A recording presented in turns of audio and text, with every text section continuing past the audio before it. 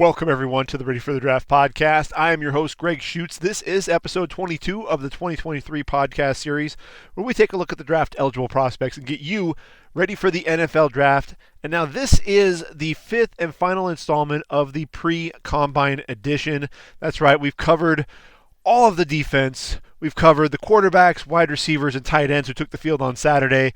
And now, recording this Sunday morning, March the 5th, we're going to see the running backs and offensive linemen, the groups that normally kicked off the combine will now be closing things out. We've got a lot to cover here. We have 27 running backs and 50 offensive linemen. And what I want to do is talk about one thing that I'm expecting to see or that I'm looking for from each of these prospects on Sunday. Before we do that, really quickly, Saturday, we saw Anthony Richardson, 4.44 in the 40, over a 40-inch vertical leap. This guy is setting records. He's impressing people in the interviews. He's one of the big winners there at the Combine. But look, CJ Stroud also looked like QB1. And here's the thing. Bryce Young measured in at 5'10 and 204 pounds. Undersized.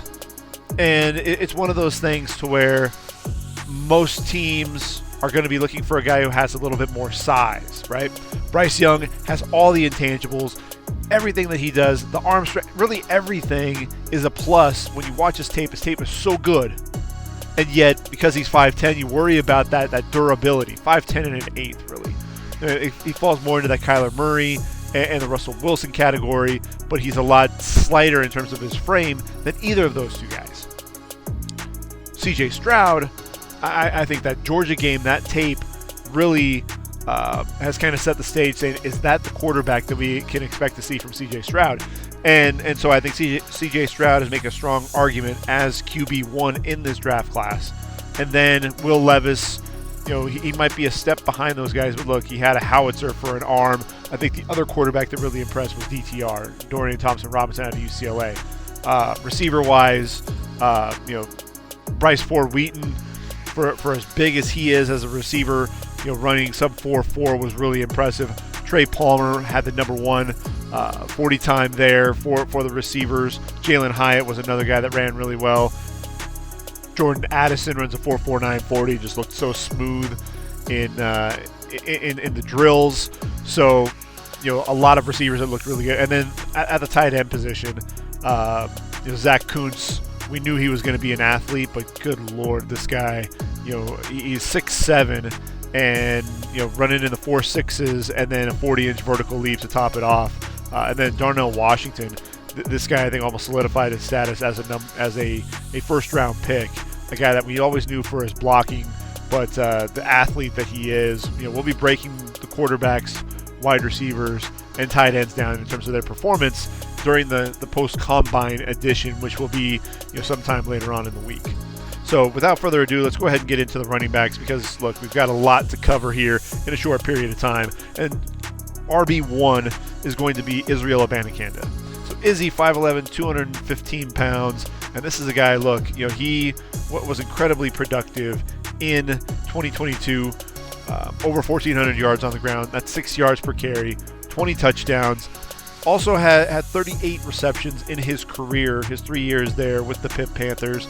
A guy who, I continue to want to see him develop as a pass catcher, but I love the lateral agility. I think that's something that you're definitely going to see. This is a guy that can come, the start and stop ability, and then put his foot in the ground, get north and south, and accelerate to full speed very quickly. He's a guy that can get to the edge in a hurry as well. Very patient as a runner as well, to wait for his blocks. So I'm going to be curious to see that lateral agility to go along with that vertical speed.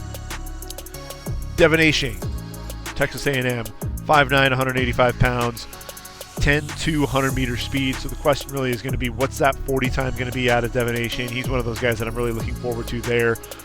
This is a guy, look, he can cut on a dime.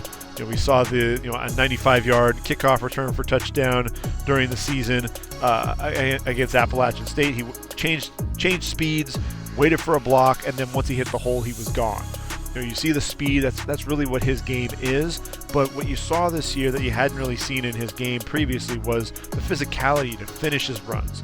I think against LSU especially, you saw him really dropping that pad level and really starting to run hard between the tackles, stiff arm on Jay Ward on a big 24-yard run. So that's one of the things that obviously we want to continue to see out of Devin Achane.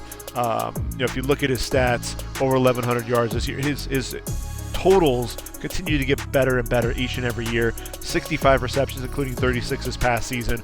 So just want to continue to see that on display. Not a huge guy, so really when you're watching him as a pass blocker, that's another thing, that technique, something that I'm going to be looking for out of him. Tank Bigsby. So you're going to go from the smaller Devin Achane to Tank Bigsby, who's 6 foot, 210 pounds. A guy who, at one point ESPN noted, I think it was during the LSU game, before contact, he averaged 0.54 yards per rush, which was 236th in the FBS. But then 4.33 yards after contact, which was tied for 12th in the FBS. So a guy who, once he gets hit, the contact balance, his ability to break tackles, that's something that you absolutely see. But you just want to see the type of athlete that he is. I think that's really the biggest thing for Tank Bigsby right now is he can make guys miss in the open field. You see the lateral cuts, you see the spins. He can make you miss, and that's something that I think really everyone wants to continue to see from Tank Bigsby. When you look at Bigsby, if you look at the stats, just came 30 yards short of being a back-to-back 1,000-yard rusher. Had his second season with 10 touchdowns. Also 62 receptions in his career, including 30 this past season. So obviously I think he's well adept at catching the football out of the backfield. He's one of those guys that I'm also looking forward to seeing as a blocker and some of those blocking drills. Which takes us to Chase Brown there out of Illinois. And look, 5'11", 205 pounds. This is a guy who really set the world on fire. This was a guy that was 1 or 2 in terms of leading the FBS on the ground. 1,643 yards, 10 touchdowns, 27 receptions on the year as well. But this was a guy who just continued to churn out 100-yard games. Dating back to the Northwestern game last year, 10 straight 100-yard seasons. And during this season, all but 2 of those 12 games had at least 100 yards on the ground. So a guy that I think continued to seem to get better as the game went on. Very patient as a runner. I think that's one of the things that you absolutely saw. A guy who has speed on the outside, power on the inside, and then I think he's a pretty darn good running back out of the backfield. Catching the passes and being able to make some plays in the open field. So definitely a guy who's a lot of fun to watch, and a guy that I'm looking forward to. This is a guy that some people don't have coming off the board until the 4th or 5th round. I don't really understand it. I'd love to see this guy into that 3rd round range. I think he's one of those guys that offers some versatility because of the power and the speed to go along with his ability to catch the football out of the backfield. Look, he and Sidney Brown, his brother, his identical twin, could both be drafted in the 3rd round of this draft. Zach Charbonnet out of UCLA. Big physical running back, 6'1", 220 pounds. I'm really curious to see what he's going to run in the 40 because this is a guy, he doesn't have that game-breaking speed where he's going to take it to the house on any given play. Man, he's going to get yards in bunches.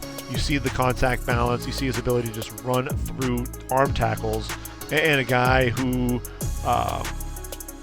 is also a talented receiver. You see his ability to catch the football out of the backfield, turn up the field, and then once he has that football in his hands, then he turns into that running back.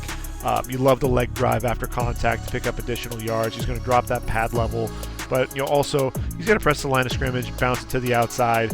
Really just want to see the type of athlete that Zach Charbonnet is because, man, he is so good. He's my number 3 running back in this year's draft class. 1,300 yards this past season, 7 yards per carry. Back-to-back seasons with at least 13 touchdowns. Also, second season with going over 1,000 yards. The transfer from Michigan really has done a tremendous job there for the Bruins. 75 receptions in his career, 61 in the 2 seasons under Chip Kelly. Again, what type of athlete are we getting with Zach Charbonnet? We know about the physicality. We know that he's got some speed, but not really the game breaker. So he's a guy that I'm really looking forward to seeing there at the Combine. Next is Travis Dye. And Travis Dye, you want to talk about a leader. This was the guy who was the leader of that USC offense and tore his ACL against Colorado. And that really seemed to kind of take the wind out of USC's sails. That was really the biggest thing that you saw there. This is a guy who I think is going to be one of the quicker, faster running backs in this draft class. A guy who isn't afraid to stick his nose into the pass blocking duties. A guy who's an exceptional receiver as well, and he's just a model of consistency. It didn't matter whether he was playing at USC or his years there at Oregon. A guy who just always you knew what to expect when you were getting him out there on the football field. This past season, over 1,200 yards in 2021 with USC during the 10 games, 884 yards, 6.1 yards per carry. A guy who has 104 receptions in his career, including 87 in the last 2 seasons with the Ducks and the Trojans, and a guy who I think he's getting close. It sounds like he's getting close to being at full speed. I saw some tape online with some of his workouts, and he's a guy to me that I think is going to surprise a lot of people at the next level. And then you have Tion Evans out of Louisville, 5'11", 210, and big physical back. The Tennessee transfer. Look, this is a guy in 8 games, 83 carries, 525 yards, and 6 touchdowns. It wasn't a major factor this past season, but this is a guy, I think he's got good vision. I think you see some of that lateral quickness as well from him. I don't know what that vertical speed is really going to be. Wasn't much of a factor in the passing game. So I think he's a guy that if he's looking to get himself drafted on day 3, expecting to see a big day from him there at the Combine, and then going forward, get that momentum going into his pro day. Zach Evans, 5'11", 212, the transfer from TCU to Mississippi. And this is a guy who is an interesting guy because he's got the size, he's got the physicality, and then he's got the speed on the perimeter. A guy who had to share the backfield with Quinshon Judkins. And so if you just look at the stats, it's not necessarily going to wow you, but it's just so much more than that. This is a guy who averaged 7 yards per carry for his career, 926 yards on the ground this past season for Lane Kiffin's offense, 9 touchdowns. A guy who also, didn't have to catch the football a ton, just 30 receptions in his career, but the athlete, the athleticism, and then the physicality for him as well. Those are things that definitely jump out. Needs to watch the ball security when he's fighting for extra yards, but definitely a guy that I'm going to be looking forward to. Just curious to see how fast he is in that 40.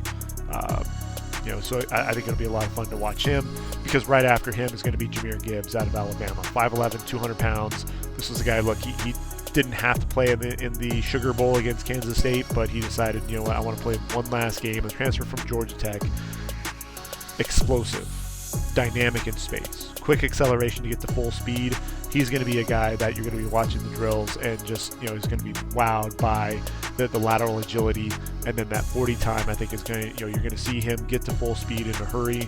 I'm really looking forward to seeing what that's going to turn out. And then the soft hand as a receiver. I think that's something that you're definitely going to see out of Jahmyr Gibbs as well. An excellent not only pass catcher, but route runner.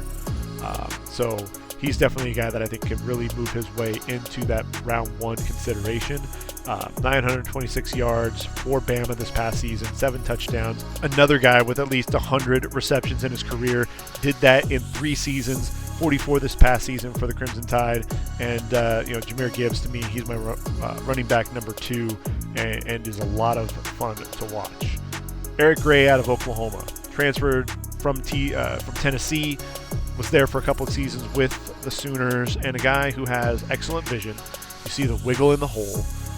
His ability, he can drop the pads a little bit, but I love that versatility, his ability to run on the outside, his ability to hit the hole coming downhill as well, and the patience is something that absolutely jumps off. And then that contact balance. He's a guy that's just going to run through tackles, continue to keep that momentum going forward.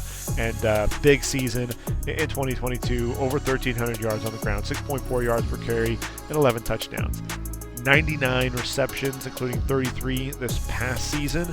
And so he's definitely a guy who shows the ability to catch that football out of the backfield and get up the field in a hurry. Also, ball security, not an issue with Eric Gray. Very rarely fumbles, so definitely a reliable running back and a guy that, if he can run a really nice 40 time, showcase some of that speed, he could be a top 10 running back in this draft class. Evan Hull out of Northwestern, 5'11", 210. Surprising burst out of this guy. He's the physical back, a guy that's going to churn out yards. He's not a burner, but he can pick up chunk yards. He's more sudden than he is fast, I think.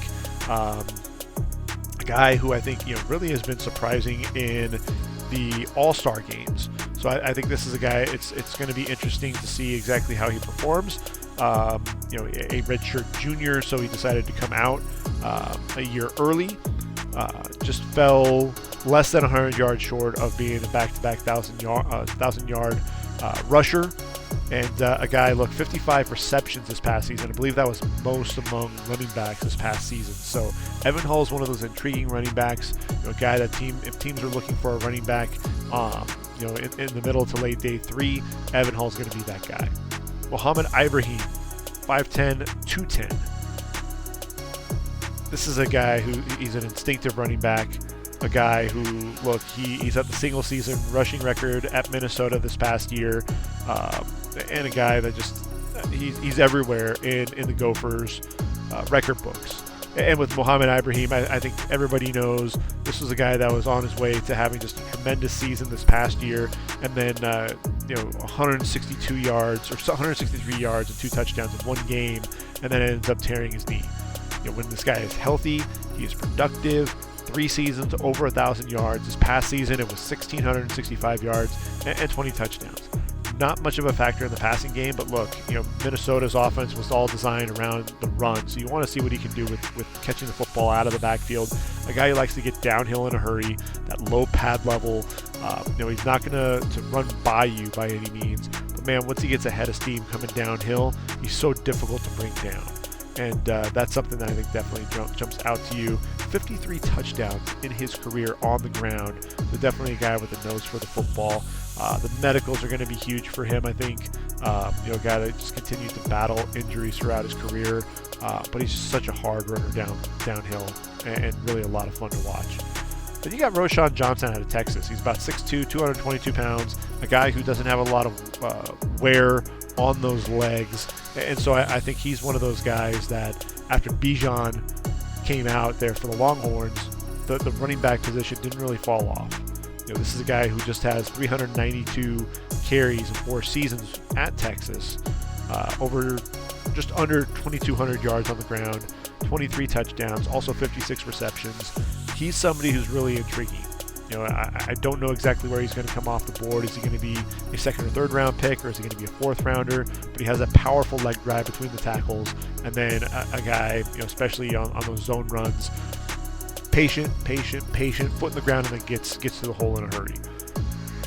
Hunter Lepke, North Dakota State, 6'1", 236 pounds.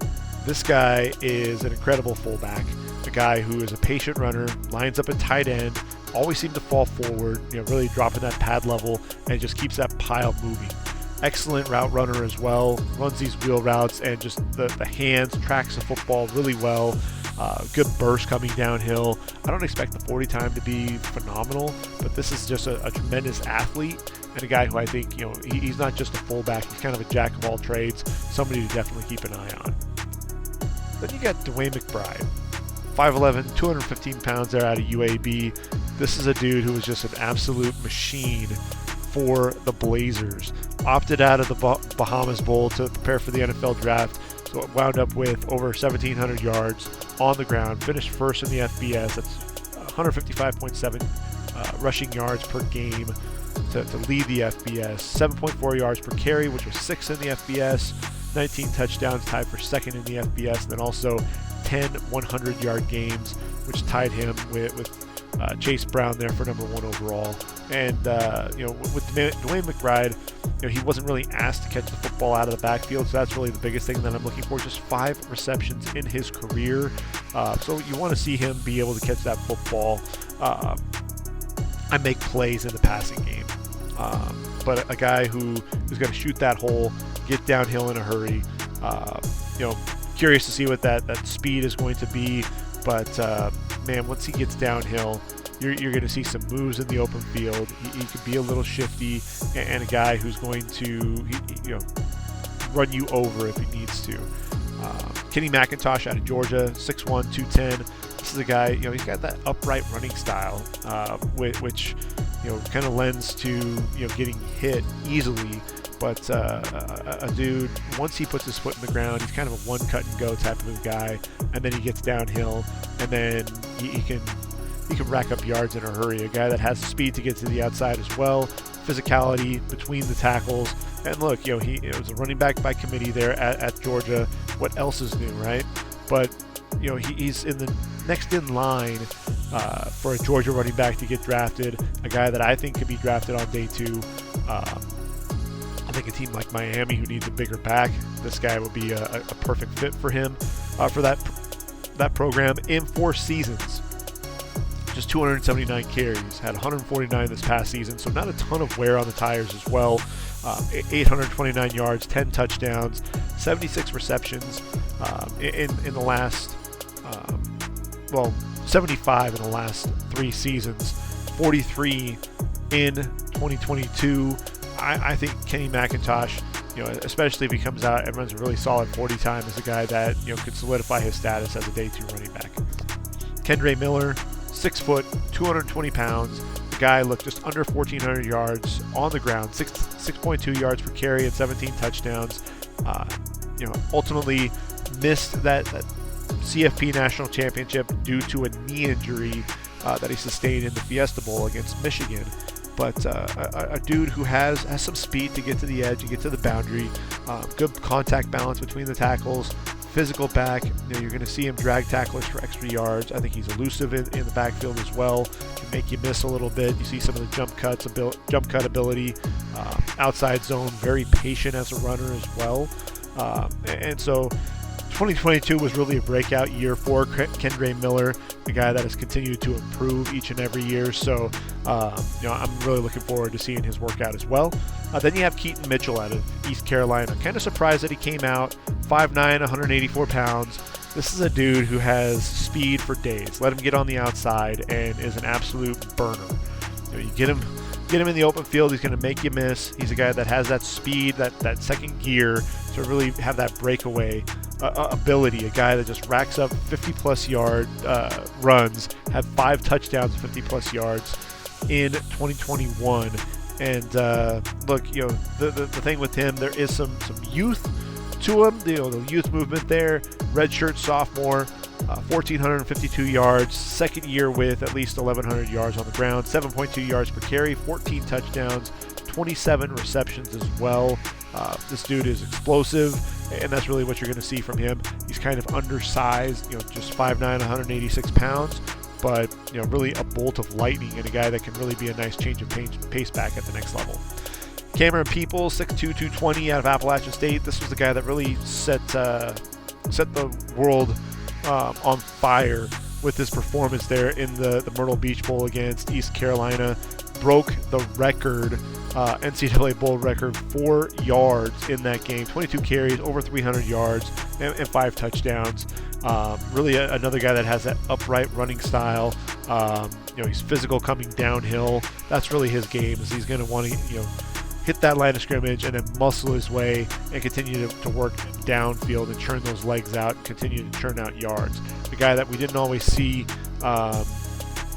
in split time there at Appalachian State, but he's definitely a guy that is intriguing. I think he'll probably end up being an undrafted free agent, so I think he really needs to step up his game here at the Combine and in the workouts. Deneric Prince out of Tulsa. This is a guy who is a guy that can make you miss in the open field. He gets to the hole, some lateral agility to his game as well. He's one of the running backs that not many people are really talking about, but a guy that I think could definitely help a program there at the next level. Brings some physicality to the game as well. Played in just 8 games for the Golden Hurricane, but 1,700 yards in his career and 17 receptions. Not much of a pass catcher. A guy that's kind of more of a 2-down back than anything else, I think, at the next level. So that's really one of the things that you have to look at is the type of pass catcher he's going to be as well. Bijan Robinson, big number 5 there for Texas, 6 foot, 214 pounds. If you're just talking about the best overall players in this draft class, Bijan's got to be in your top 10. I mean, what he was able to do, he's got the physicality. He runs hard. He reminds you a little bit of Saquon Barkley with that, but then he has that home run speed on the outside, and then his ability as a pass catcher. That's one of the things that I think is going to be fun to watch. His ability to contort his body. He looks like a receiver as he's catching the football because he can adjust to the football so well. And look, this guy can take over games, and he makes these plays that remind you of guys like Reggie Bush. And obviously we're throwing out, big names, and it's one of those things to where, that might be lofty comparisons to some degree. But look, over 1,500 yards this past season, 18 touchdowns, also 19 receptions, has 60 in his career, and a guy who isn't afraid to stick his nose in pass protection as well. He's so much fun to watch. He'll break tackles. He's got the speed to go the distance on the outside. So elusive in the open field. He'll make you miss a couple of times, and then he'll run you over. Bijan Robinson, to me, is the standard there for this running back class, and a guy that, look, if you've got a team like the Eagles, depending on what happens with Miles Sanders, or if they bring anybody else in free agency, why not take him there at number 10? You got Jalen Hurts and Bijan Robinson in your backfield. I mean, that's a dynamic duo if I've seen one. Chris Rodriguez, Kentucky, 5'11", 225 pounds. Obviously a guy that's going to have to crush the interviews with the suspension that he had, but he's physical between the tackles, has a good burst coming downhill, decent fluidity in hips for his size, but he's really known for his power. I think that's really the biggest thing that you're going to see out of Rodriguez, is a guy that is going to continue to churn out yards and is going to want to get physical with you at the point of attack.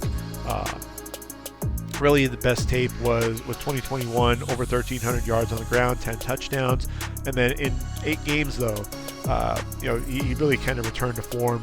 Over 900 yards this past season as well. Not much of a factor in the passing game, so that's the other question too, is this guy really just a 2-down back? That kind of limits him on his draft stock, but a guy that I think can get physical in pass protection. Tajay Spears, 5'11", 195 pounds.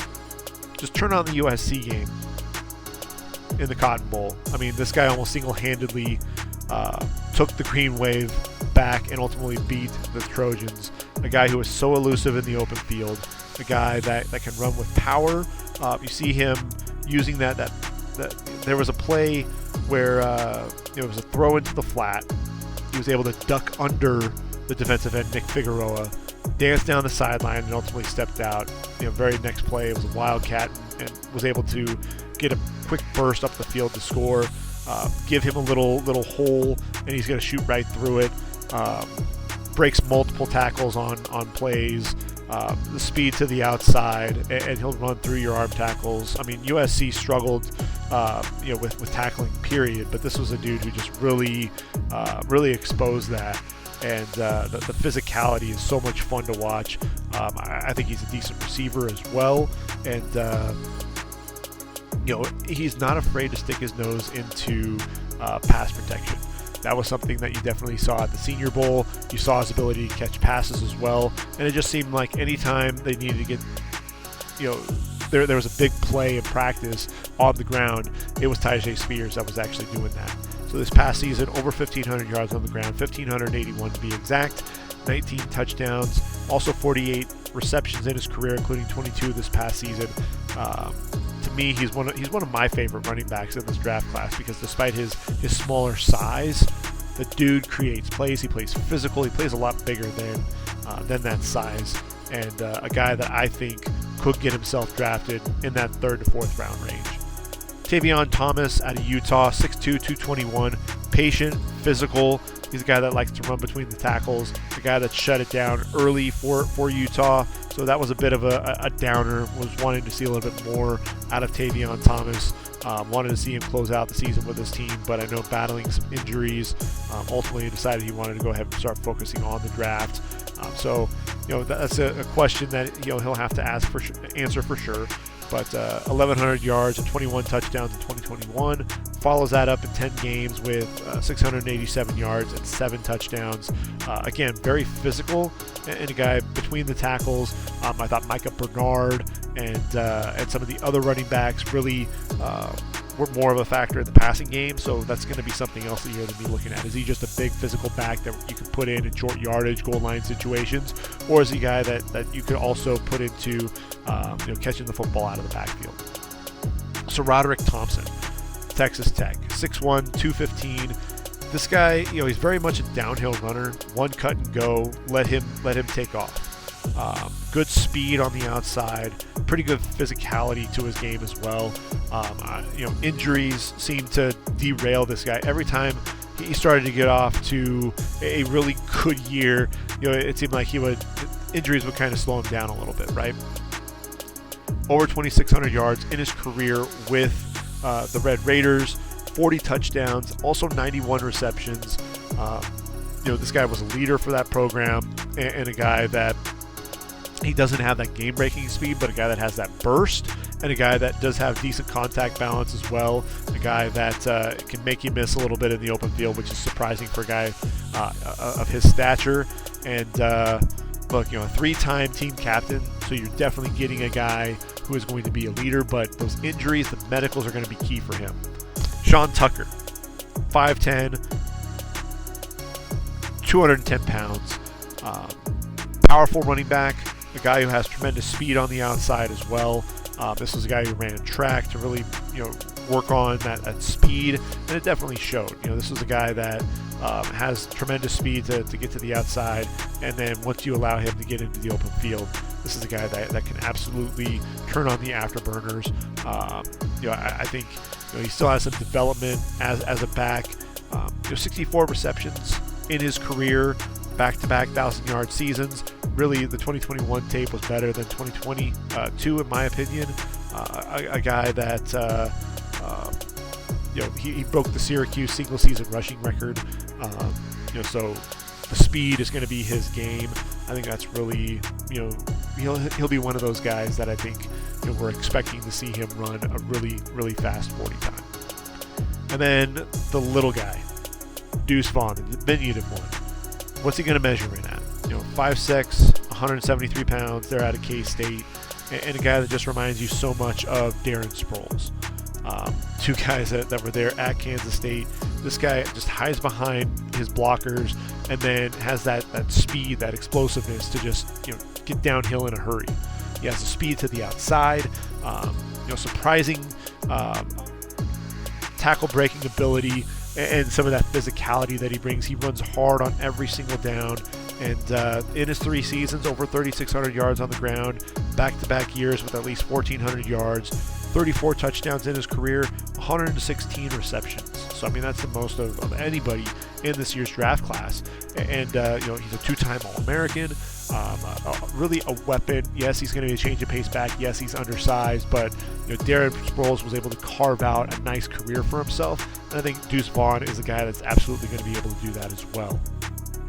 So, got through the running backs. Time to jump into the offensive linemen. OL1 will be Alon Ali, the center out of TCU, 6'5", 300 pounds, versatile. I think that's really the biggest thing that you see for him. Left tackle, left guard, center for SMU. Started at center, which ultimately allowed Steve Avila to move to guard, and this was a guy that I think is athletic.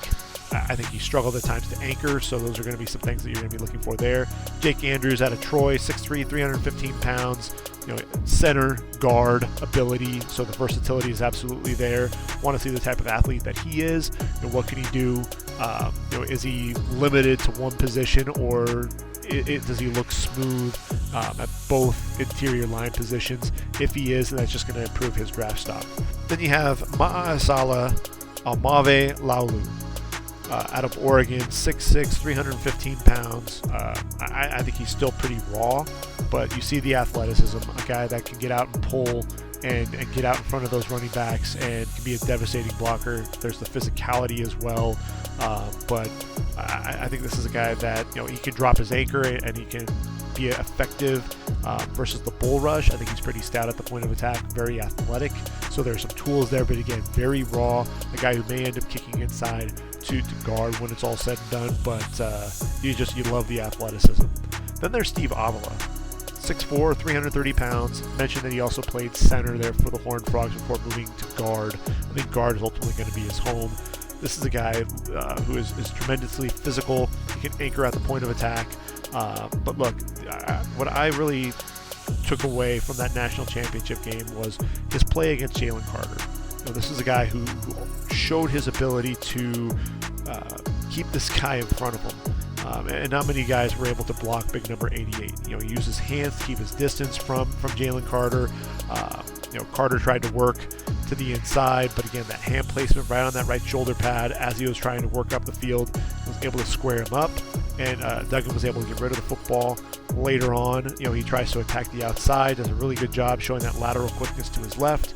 Carter works back to the inside, able to change directions and really keep Carter from getting any penetration. So, that's textbook, in being able to, in that pass protection. And then he's physical in the running game, can get out and pull a little bit. To me, he's my number 2 guard behind Osiris Torrance. And I think there are reasons for that, and I think he's going to be able to showcase some short area quickness to go along with a ton of power. Henry Bainavalu out of Washington, 6'7", 307. This dude has got 35-inch arms. I mean, it's freaking huge. He's very tough along the interior. Can pull a little bit, and seal guys off.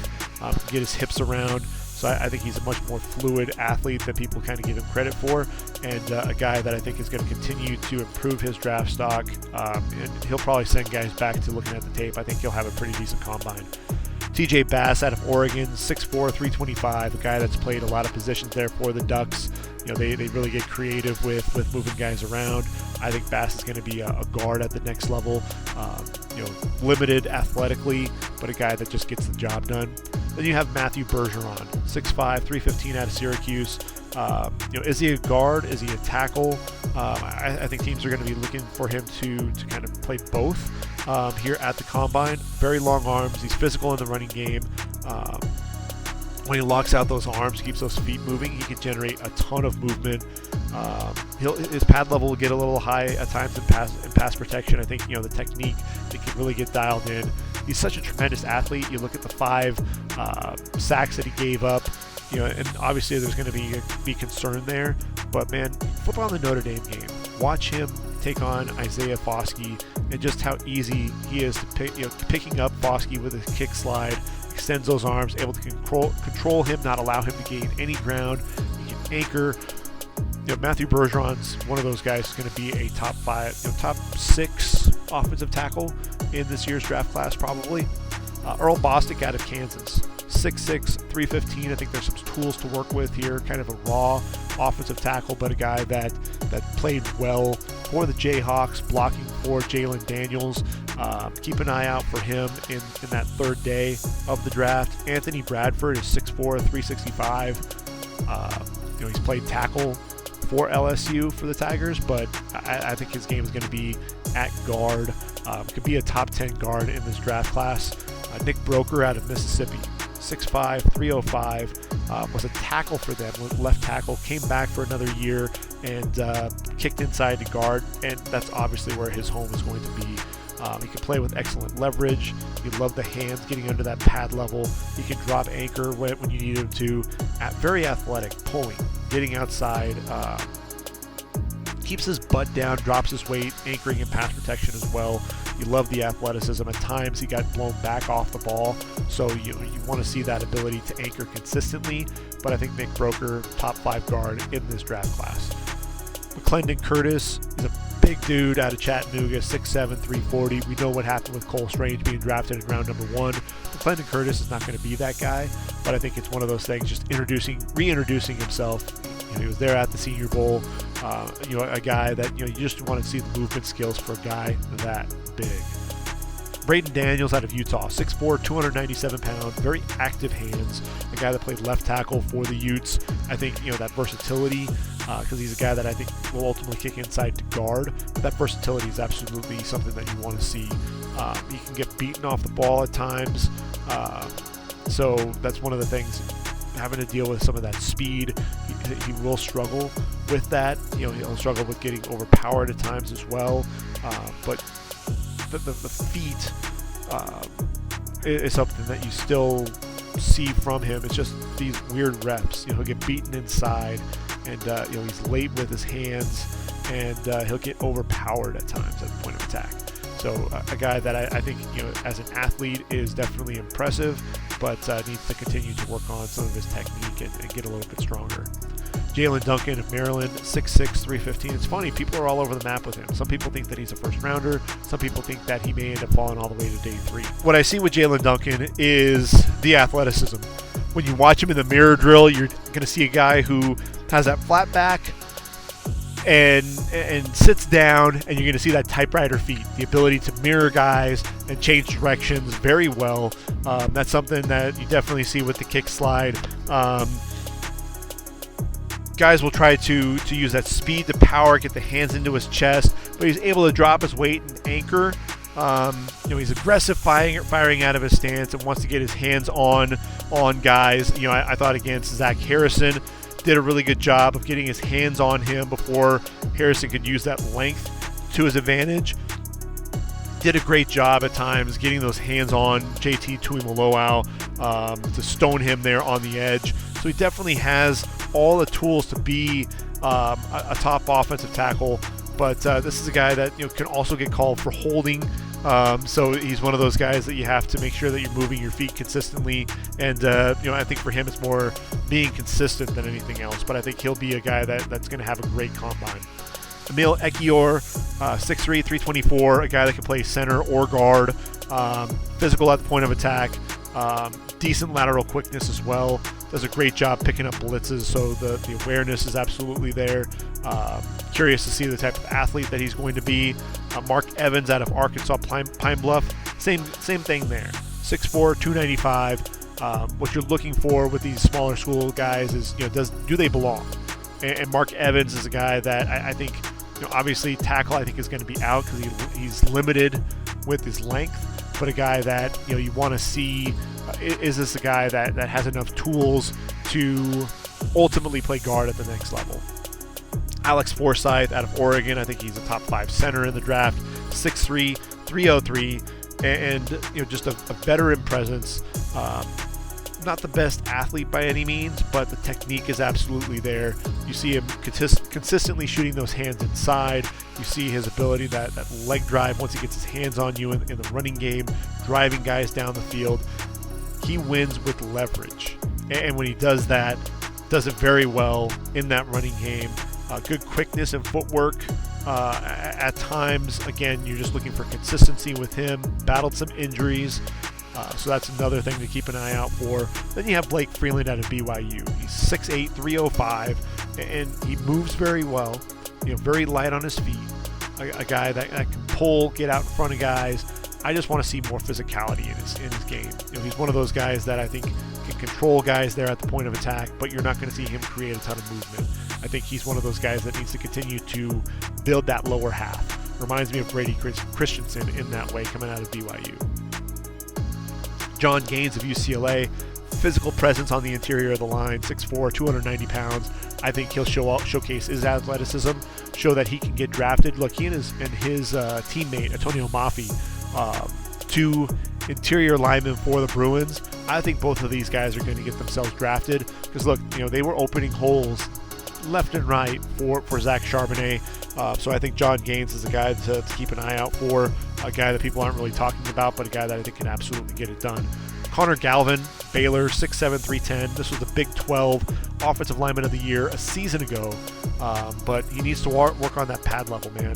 He gets way too high, at 6'7". Poor hand placement at times, so he struggles with that. I think he's a decent athlete, not a great athlete. He can anchor versus the bull rush. Physicality is more his game. I think, if anything, you're looking at Connor Galvin to ultimately be a right tackle at the next level. Then you have Richard Garage out of Florida. And Richard, he's 6'5", 312 pounds.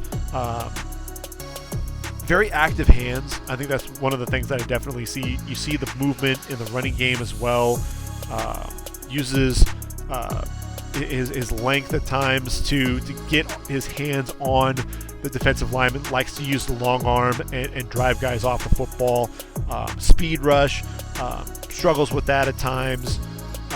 But a guy who I think could be a nice depth player at the next level. Jovan Gwynn out of South Carolina. Look, he's 6'1", 298. Length is going to be an absolute issue for him.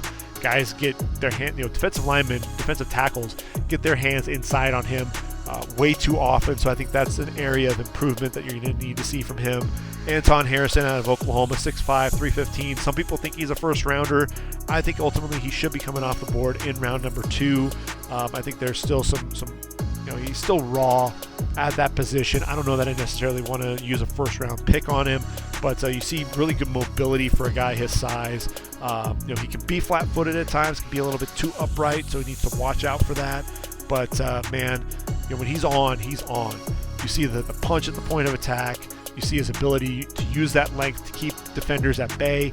You love the lateral agility, and then he can generate a ton of movement in the running game. He's got a hell of an offensive line coach and Coach Biedenbaugh, and that athleticism and then the change of direction for a guy his size. I think he's definitely an ascending prospect, but I think he'll come off the board early round 2. Ryan Hayes of Michigan, 6'7", 305. Did a decent job there at left tackle for the Michigan Wolverines. I think ultimately he's a right tackle. He's got definitely good pop in his hands, driving guys back off the football. Extends those arms, very active hands. But I think to me he feels more like a right tackle. You see the physicality, you see his ability to drive guys off the ball in the running game. I think that's ultimately where Ryan Hayes is going to live at the next level. Paris Johnson Jr., 6'6", 310. They're out of Ohio State. And Paris Johnson, the big question mark is who's the number 1 offensive tackle? And the fun that you're going to get is you've got Paris Johnson Jr. and then Broderick Jones, right? Paris Johnson was a guy that played out of position. He was a left guard to start out his career, then moved to tackle. And he's a guy, to me, when I watch him play, you love the length, you love the athleticism. I think those are things that definitely jump off the film. When I think of the top offensive tackle, I'm looking for guys that can dominate reps. Just time after time after time. And you see that consistency there. And for me, I didn't see the dominance, the dominance out of him that I saw out of Peter Skoronski. To me, I look at it and I think Peter Skoronski should be the number 1 offensive tackle in this year's draft class. We'll talk about Peter when we get to the S's. If you haven't noticed already, we are working in alphabetical order. But Paris Johnson, definitely a tremendous athlete. I think you can't take that away from him. He uses that length to his advantage.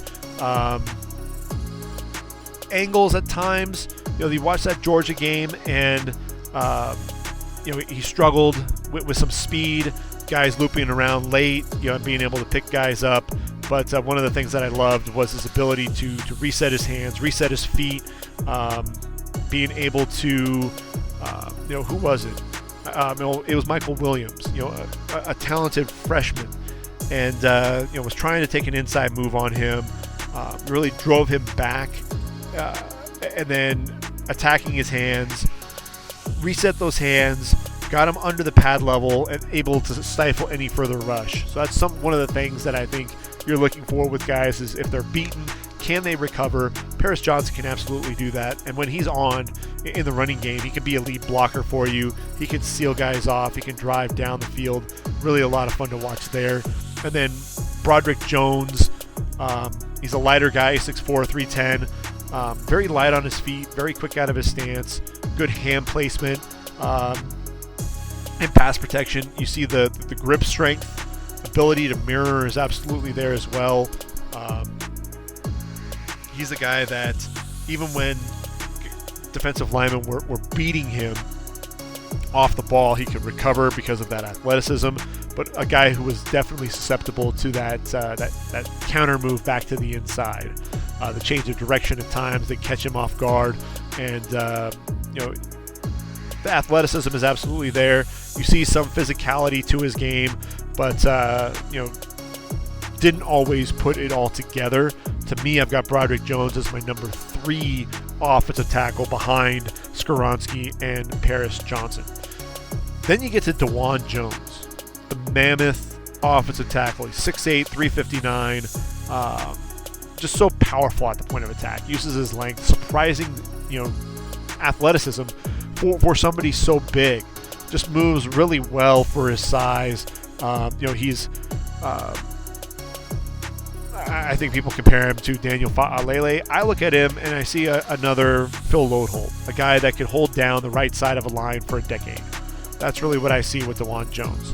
And, I'm expecting to see that at the Combine. Jackson Kirkland, look, 6'7", 300 pounds, offers some versatility for you because he's played both tackle and guard for the Huskies. A guy who I think early on in his career was really looked at as a guy who could potentially be a first-round pick because, the size, the length, the athleticism, can play with some power as well. Then injuries really derailed his career. And, I think he's looking to get back on track. The medicals are going to be huge for him. A guy who I think is going to get drafted, but just, he's going to be a day 3 guy.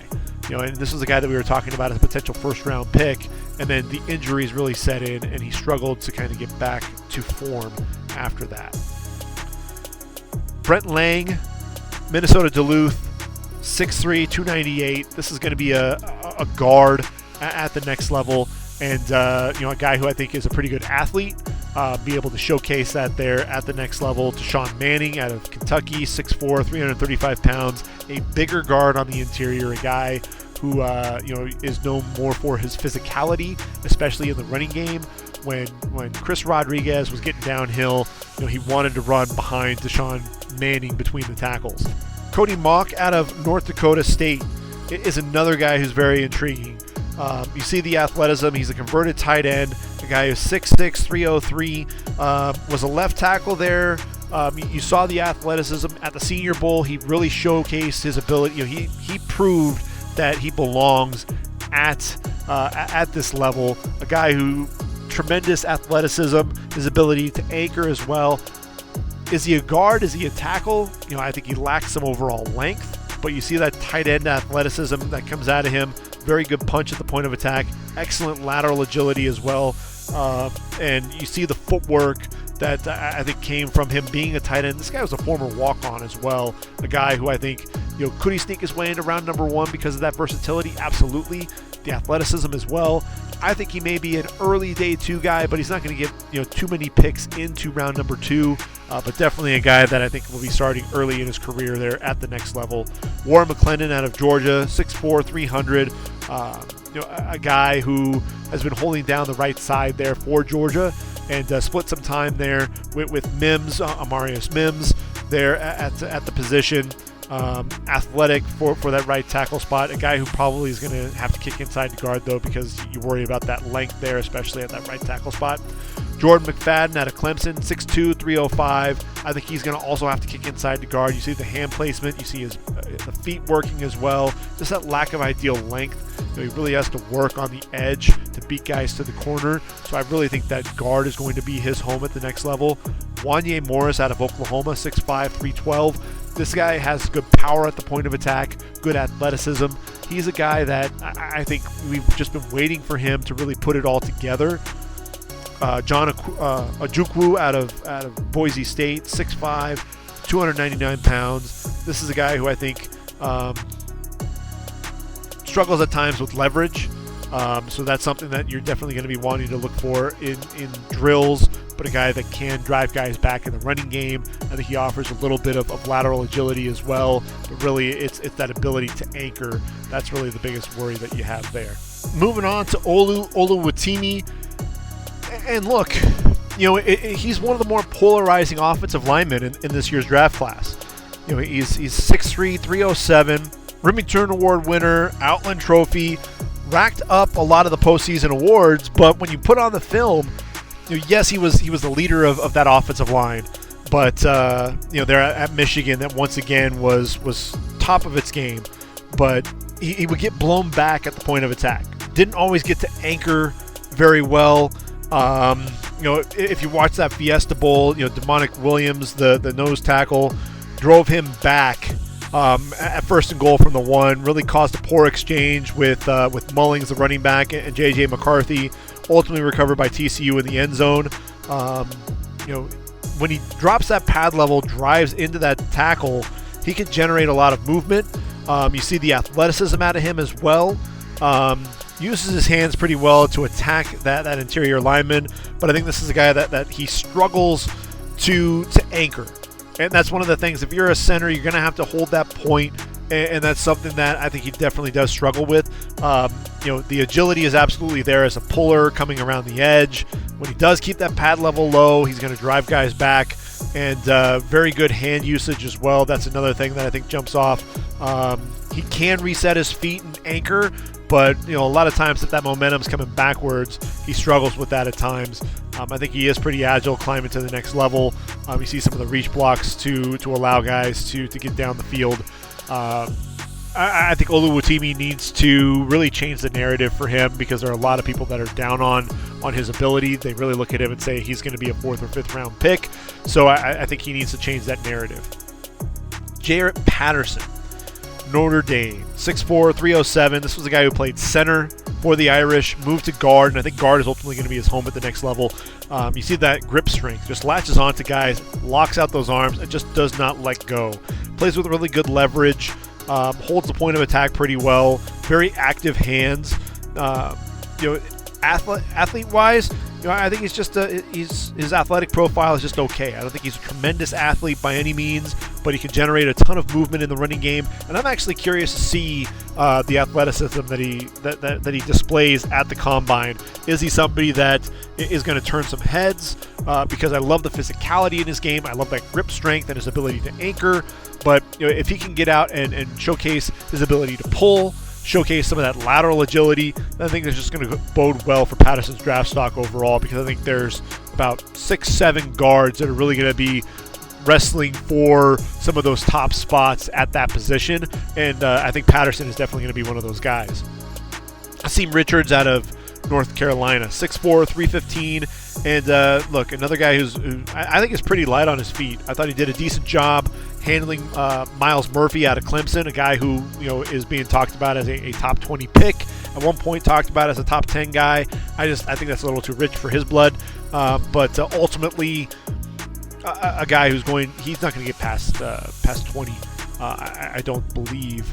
But you love the footwork, the ability to show those power steps back to the inside, hold up with really good leverage, hands underneath that pad level.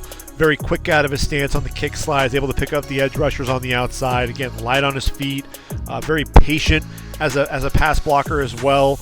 Not overly physical in the running game, so I think that's really where you're going to want to see his game continue to develop. Nick Saldiveri out of Old Dominion, 6'6", 307, a guy that showed up at the Senior Bowl. I thought held his own, looked pretty good. I think he offers positional versatility as well, because I think he can play tackle or guard, and a guy that I think is going to be a solid day 3 pick. want to just showcase some of those movement skills there at the Combine. John Michael Schmitz out of Minnesota, 6'4", 320, obviously the top center in this draft class.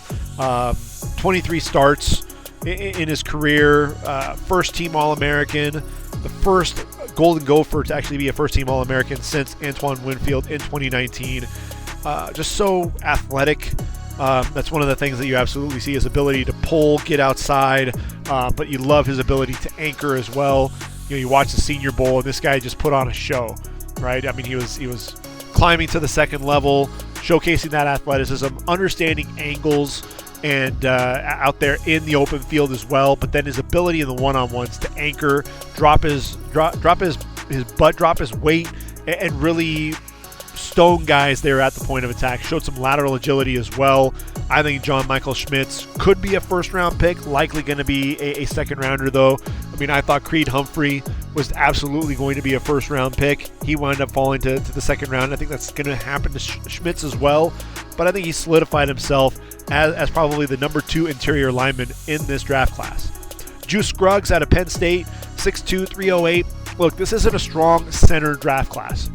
So I think Juice Scruggs is one of those guys that has a chance to get himself drafted late, and I think that combine performance. Let's see some athleticism out of him. Let's see his ability to get out and pull, and see his ability to drop his anchor as well. So those will be things that I'll be looking forward to with Juice. Then I mentioned Peter Skoronski earlier, big number 77 for the Northwestern Wildcats, 6'4", 294. This is a guy who he's not on par as an athlete with Rashawn Slater, but very technically sound, much like Slater. A guy that you're going to see him drop that anchor. You're going to see him be very light on his feet. You see the hands. You see his physicality. So that's one of the things that a lot of these guys are. They're either very physical and they struggle with the athleticism, or they're very light on their feet and they struggle with the power. This guy does both phenomenally well. Plays with that low pad level, consistent pad level, very consistent with his hands. That hand placement is going to be key for him.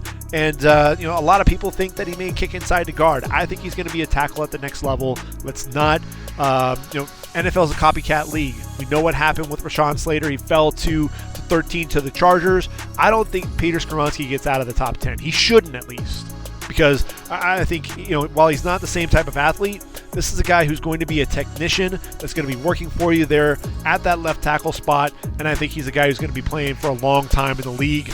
I think this is going to be a way for him to really showcase that. I'm curious to see that the kick slide drills. I think he'll be effortless, and then that mirror drill. I think you're just going to see the typewriter feet, being able to slide and make it look effortless. Then you have City Sau out of Eastern Michigan. Look, 6'5", 326. He's a big dude. Difficult to move off the point of attack. Not the most nimble-footed guy, but he moves pretty good for a guy his size. He's really a guy that I think is going to end up being a top draft pick in the Canadian Football League. I don't know that he gets drafted. He's probably going to end up being an undrafted free agent, but definitely a guy who I enjoyed watching there at Eastern Michigan. Really the leader of that offensive line. Tyler Steen out of Alabama, the transfer from Vanderbilt. I thought there was really a lot of good tape with Tyler Steen there on the left side for Bama, a guy that I think continued to get better as the season went on. He's a guy that I think if he can showcase some of that athleticism, get people going back and looking at more of his tape, he's a guy that I think could end up being an ascending prospect and really kind of moving up boards at the right time. Ricky Stromberg, 6'4", 310 out of Arkansas, a veteran center.